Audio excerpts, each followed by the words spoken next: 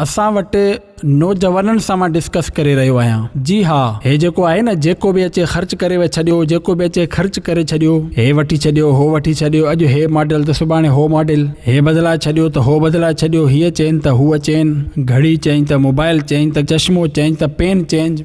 हे जेको असां करण वेठा आहियूं इहो दुरुस्त नाहे। हिकु एवरेज ज़िंदगी गुज़ारियो, हिकु डिसेंट लाइफ गुज़ारियो। को चवे रिस्पॉन्सिबल माण्हू आहे, उॾाईंदड़ नाहे, याने तव्हांखे को पैसा उॾाइण वारो न चवे। कुझु माण्हुनि जे जीअण जो अंदाज़ अहिड़ो हूंदो आहे जो माण्हू चवंदा आहिनि न चवणु घुरिजे, लॻे थो ताज़ो ताज़ो हिन जो पीउ मोह आहे, याने पैसे वारो हूंदो ऐं ताज़ो पीउ मोह आहे, विरसे में हिनखे मिल्कियत मिली हूंदी तॾहिं पैसा उॾाइण वारो आहे। अहिड़ो ज़िंदगी जो अंदाज़ न अपनायो, केरु तव्हां ते आंगुर खणे, छो त सुभाणे इमरजेंसी में कमु ईंदो। मां हिते तव्हांखे हिकु हदीस ॿुधायां थो। रसूल अकरम सल्लल्लाहु तआला अलैहि वसल्लम जो फरमान आहे, ग़रीबी में बि एतदाल आहे, अमीरी में बि एतदाल आहे ऐं इबादत में बि एतदाल आहे। त इहो बि सबक़ पंहिंजे ज़हन में रखो ऐं कोशिशि कयो जेको माल अलाह ॾिनो आहे उनखे अॻिते मोकिलियो।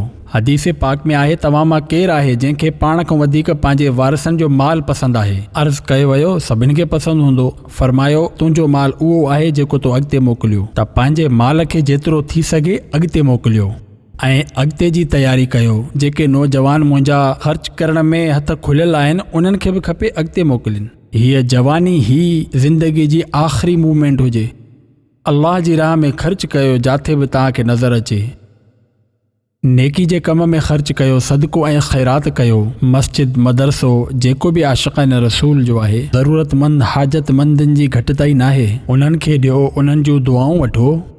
कुझु नाहे पंहिंजे वालिदैन ते ख़र्च करियो, पंहिंजे घर वारनि ॿारनि ते ख़र्च कयो, जॾहिं त उहो ख़र्च करणु सवाब वारे कमनि जे अंदाज़ ते हुजे। छो त अफ़ज़ल सदको उहो आहे जेको तूं पंहिंजे घर वारनि ते ख़र्च कंदो आहीं। घर वारनि ते ख़र्च करणु फुज़ूल नाहे, जॾहिं त उहो फुज़ूल ख़र्ची जे हिन ज़ुमरे में न ईंदो हुजे, इहो यादि रखिजो। सिंधी सोशल मीडिया पेज खे लाइक कयो, फॉलो कयो ऐं शेयर कयो।